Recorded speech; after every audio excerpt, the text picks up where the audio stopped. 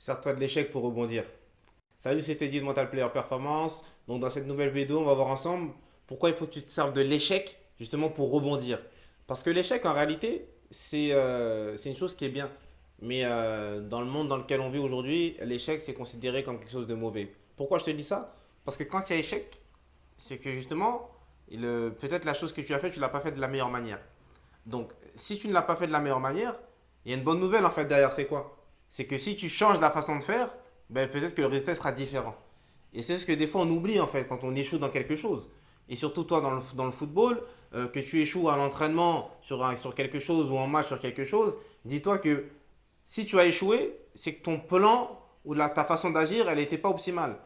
Mais la bonne nouvelle qu'il y a derrière, c'est que si tu arrives à trouver pourquoi tu as échoué, et que tu rectifies ça, ben forcément, normalement, qu'est-ce que ça va être quoi la suite logique?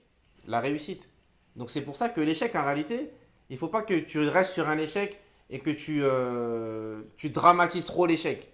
Prends-le l'échec, réfléchis dessus. Pourquoi j'ai échoué?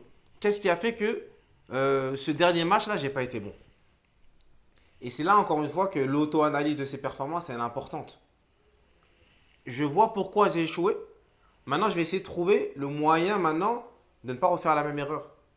Et si je ne refais pas la même erreur, normalement, ma prochaine performance, elle doit être meilleure. Donc c'est pour ça que l'échec, en réalité, c'est une bonne chose. Ça permet déjà de se remettre en question, de revoir notre façon de fonctionner, et forcément, normalement, si on trouve les solutions, d'être meilleur par la suite. Donc à toi justement de te servir de l'échec comme un tremplin et non pas de l'échec comme une finalité. Tu vas échouer.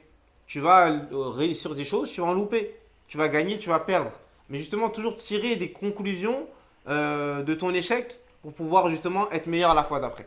Donc voilà ce que je voulais partager avec toi aujourd'hui. Et je te dis à très bientôt dans une nouvelle vidéo.